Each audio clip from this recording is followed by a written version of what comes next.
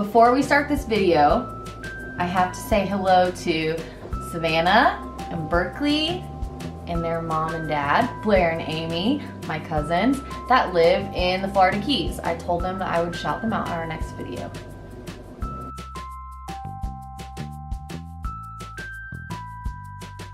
Hey everybody, welcome back to our channel. We are going to do a little something new today called Deal Double Feature.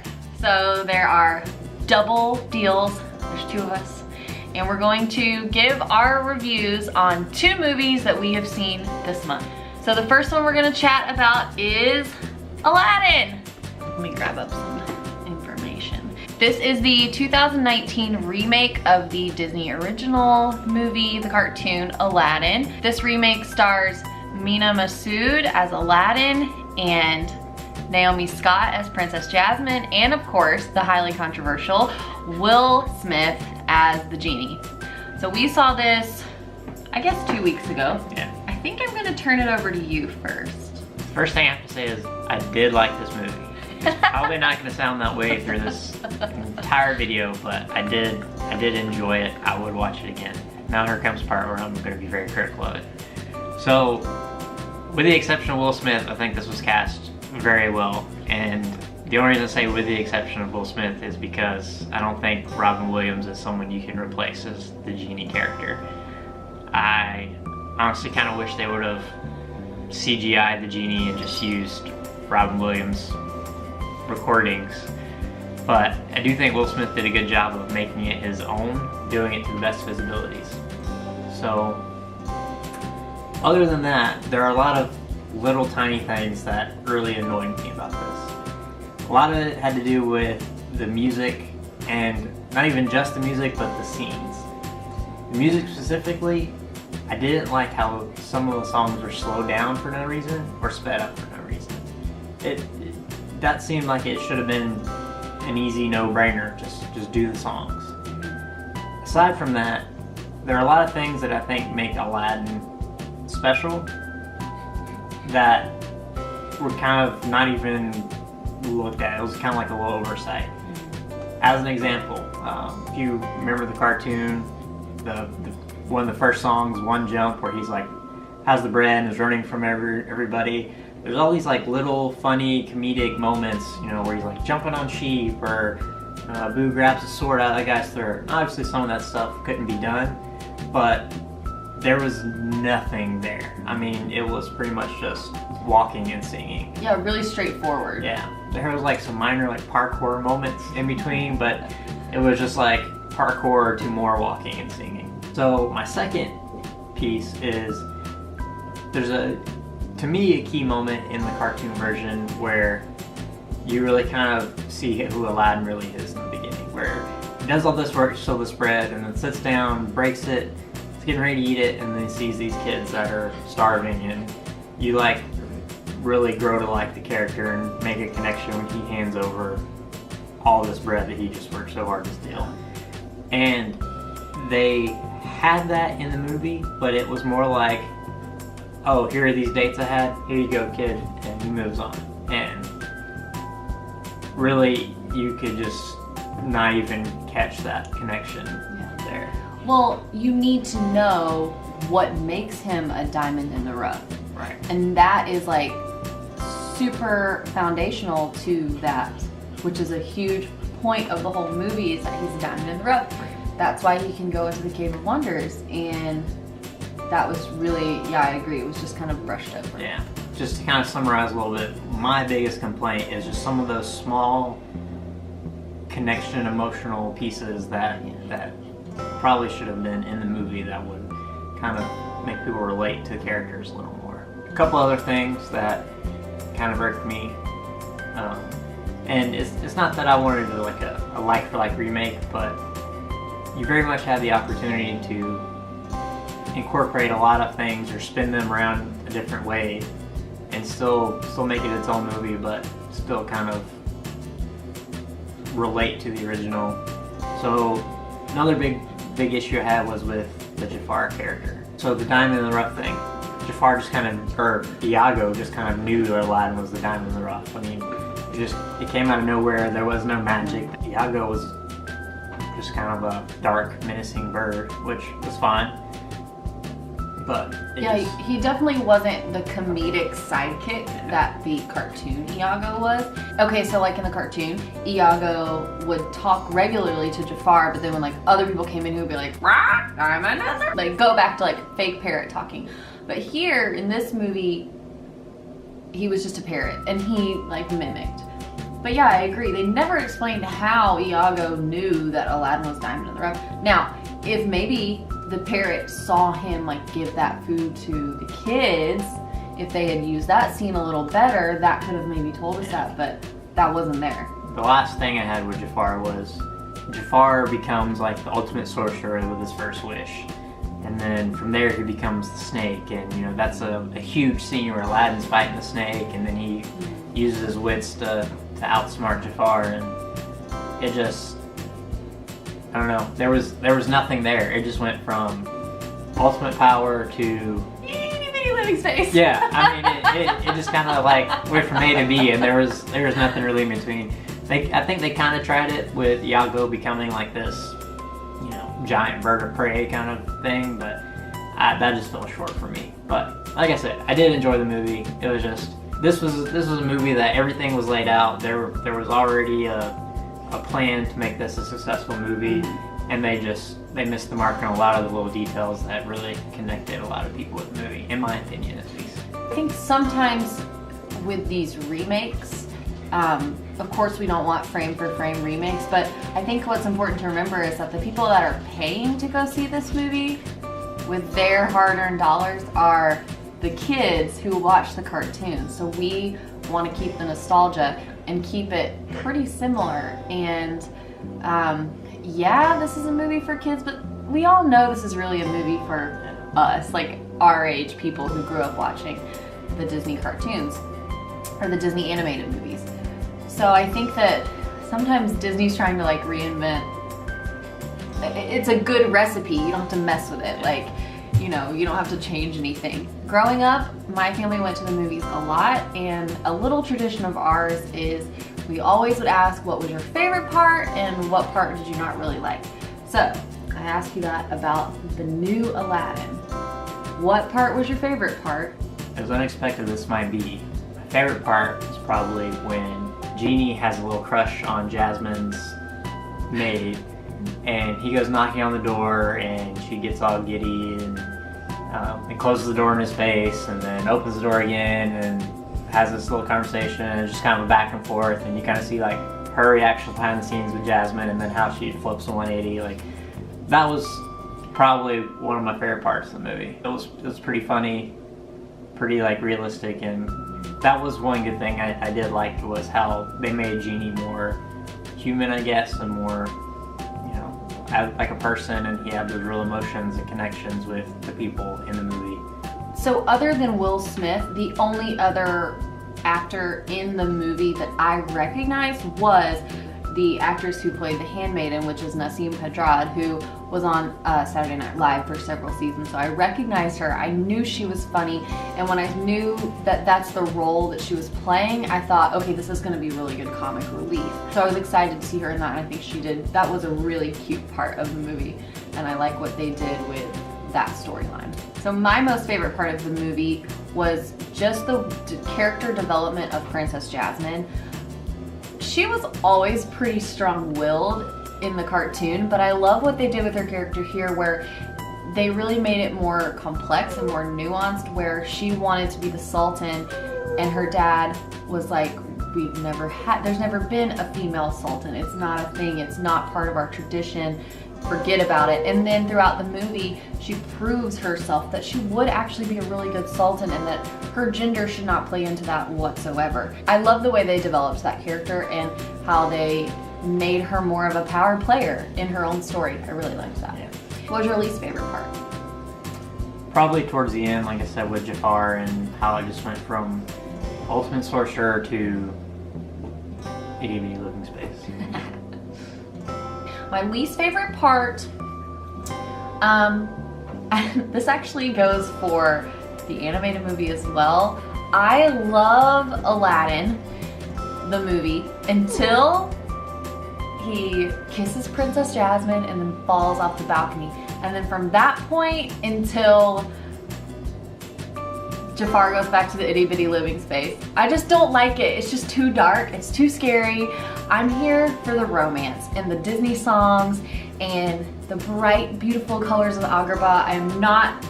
I don't like the dark part. So I didn't like that in this either, but I did really enjoy the movie. I was not as critical of the movie as Brian was, but again, it's not my #1 Disney movie, so I understand why you're critical. And when the live action Little Mermaid comes out, I myself will probably be very critical of that. Just as one last note, one thing I did really like, so that whole number, Friend Like Me, inside the Cave of Wonders, I really love how they kind of started off like a little homage and then it just became its own like Will Smith version of it. There were some like wording choices that I was like, really? Come on. But yeah, I definitely like how they updated it, made its own little Will Smith spin and stuff like that. That was one change I thought was done well. I said this to a few of our friends when they've asked about the movie. It seemed like some things were word for word that really didn't need to be word for word. And then there were moments where I thought, okay, this is important, this needs to be word for word. And they changed it for some unexplicable reason. So that was strange to me. But I did love the modern spin on all of the songs, especially Friend Like Me. When it they kind of like break it down a little bit. I like that part. Is that a wrap on? That's a wrap. So tonight we saw Rocketman, which is the fantastical biopic about Elton John, starring Taron Egerton as Elton John, Bryce Dallas Howard as his mother, and then Richard Madden as his, I guess, boyfriend and manager, and then Jamie Bell, which is who plays his writing partner. It's going to be hard to avoid comparing this to Bohemian Rhapsody. So, if you saw Bohemian Rhapsody, it will be helpful as we review Rocketman. They're similar. They came out within maybe 2 or 3 months of each other, maybe less than that. And they're about 2 huge glam rock stars. So they're very similar, and we saw both, and so we're not gonna be able to help it. We're gonna compare the two. I'm gonna talk more about this movie. Oh, you are? I'm gonna take over this like you did, Aladdin, and you can jump in when you're ready to contribute. All right. I really enjoyed this movie, but I kind of knew I was going to really enjoy this movie. It's a musical, which I love. We spoke about this a little bit on the car ride home, so for anyone that likes to split hairs, Bohemian Rhapsody was not a musical. It was a movie with songs in it and a movie about music, but it was not a musical because the characters were aware that they were singing. So whenever the characters were singing in Bohemian Rhapsody, they would walk out on stage, hey, we're Queen, and then they would sing their song, and they knew they were singing. A musical is when the characters are not aware that they are singing and it's progressing the plot line.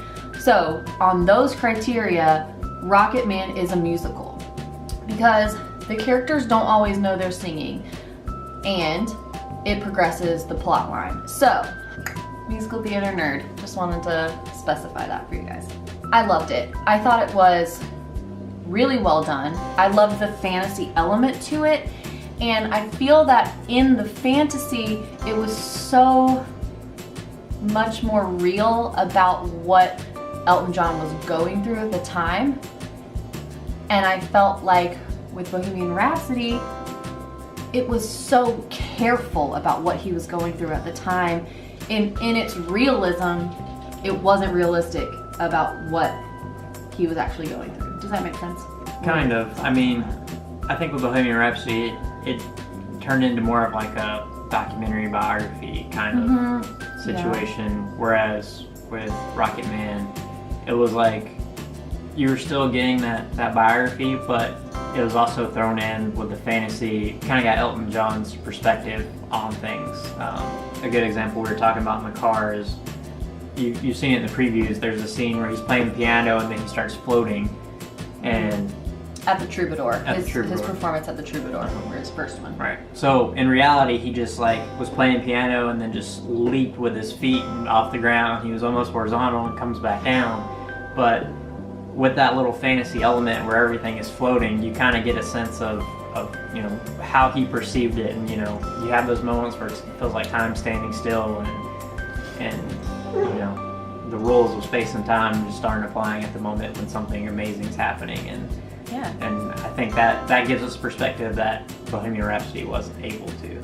Another big distinction between the two is Bohemian Rhapsody was almost like an in memory of Freddie Mercury. So we wouldn't dare speak ill of the dead, and we want to memorialize this amazing person who had such a short life.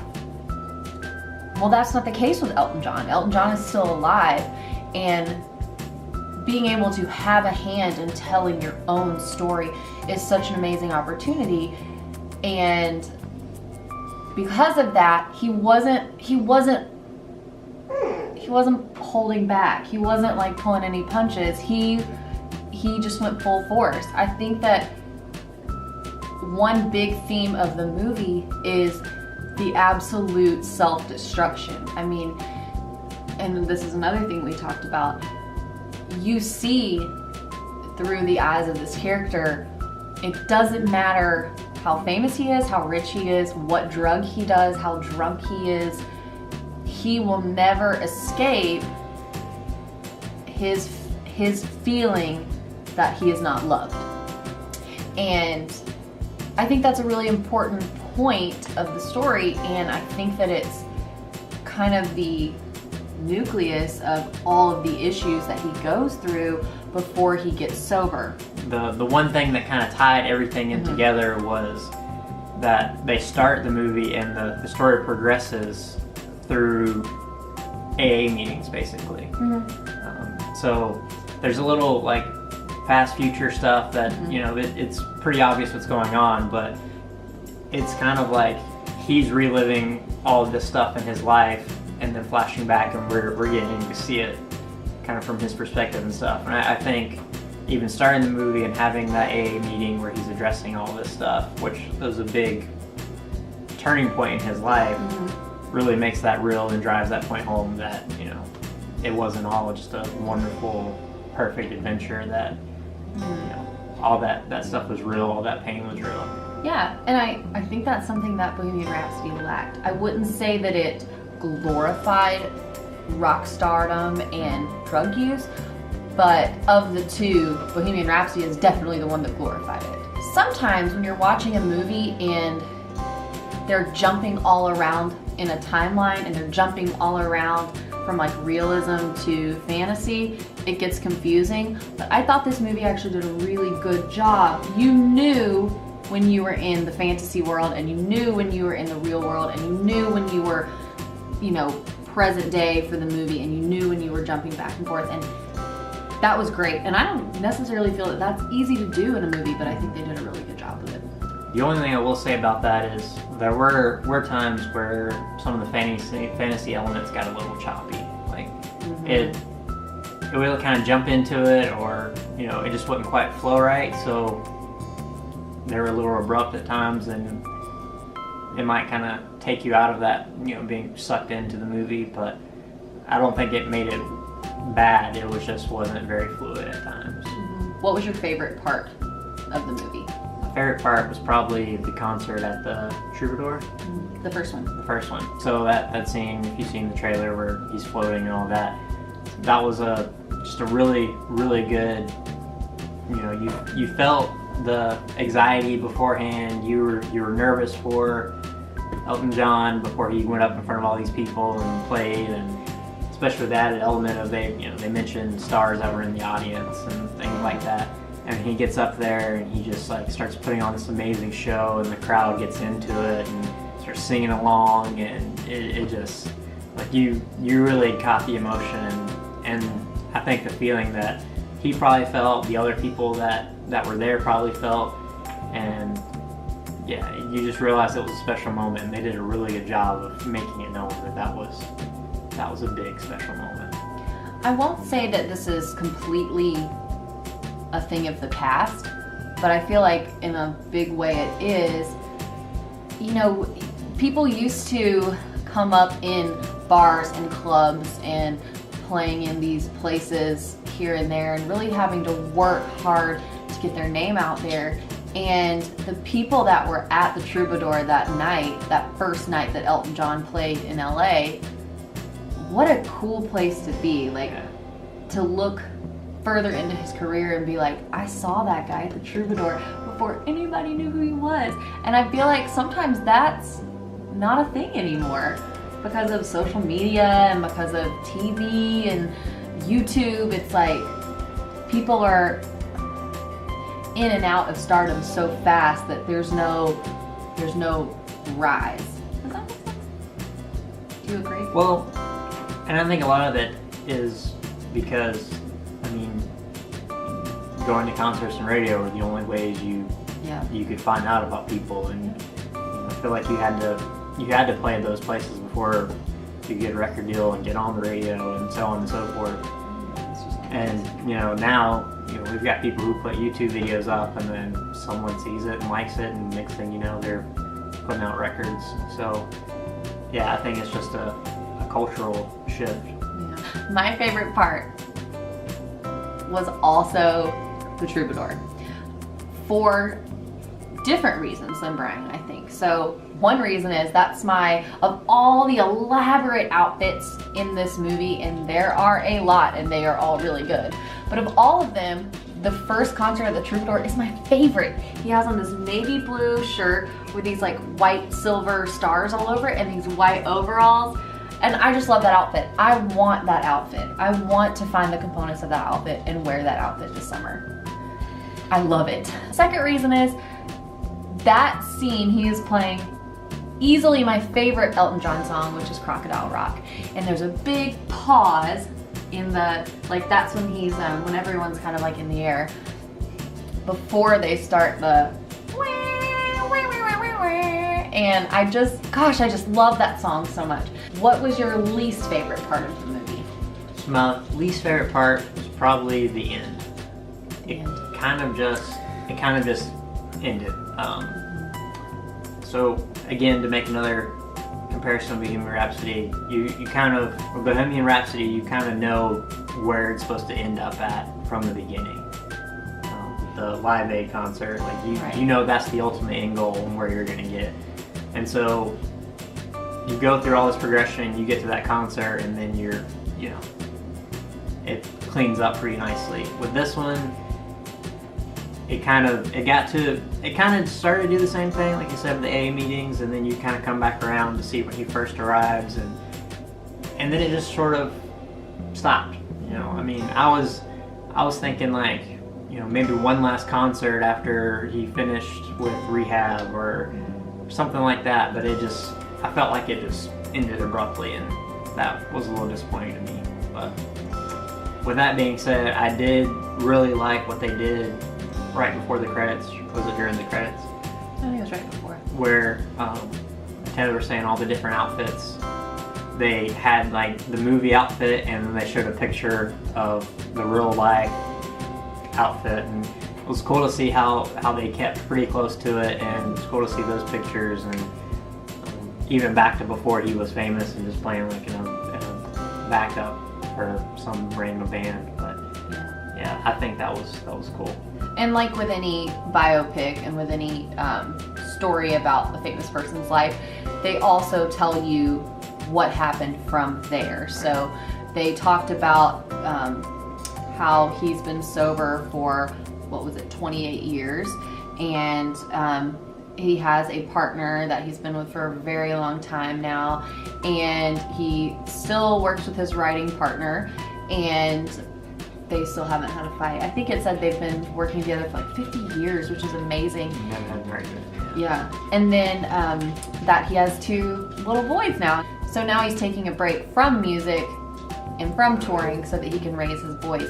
And when you see the movie and you see the relationship he had with his own parents, I told Brian at the end of the movie, I bet he is an amazing dad, because I bet all of the struggle of his whole life of not feeling loved, now he's got these 2 little boys that he just gets to pour love into. I bet he is an awesome dad. My least favorite part of the movie is that, for me, it was very hard to watch. And I'm not talking about any of like the sexual moments of the movie.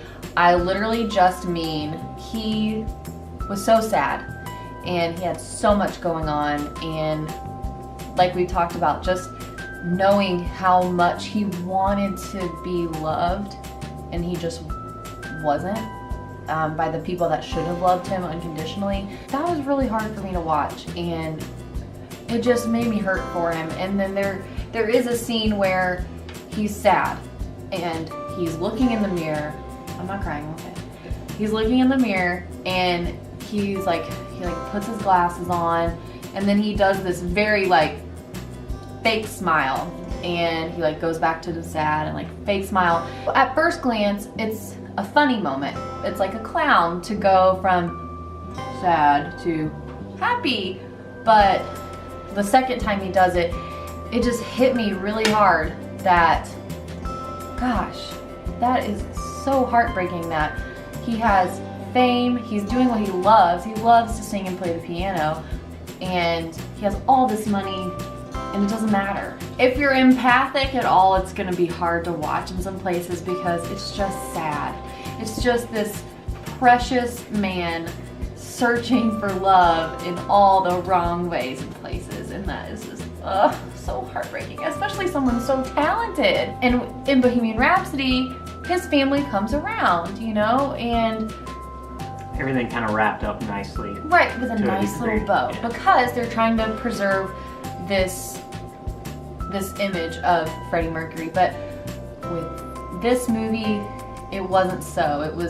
It still kind of left you feeling a little like, oh, you know, now he's gotten his happy ending, but it just was kind of sad. Thank you guys so much for watching Deal Double Feature. We hope you liked this video. Let us know in the comments below if you saw these movies and what you thought of them. Give us a thumbs up, share with a friend, and subscribe to our channel. See you next time.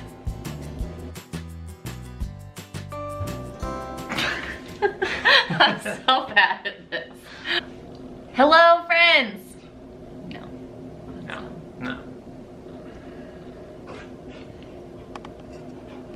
Come on, whisper what it is you want. You ain't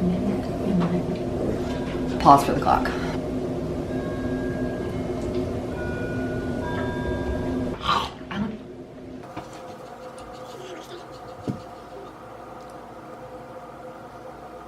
Are you doing alright over there? He's fine. You just like got a little funny. I was gonna say I look taller than you because I'm like, you're like slouching back.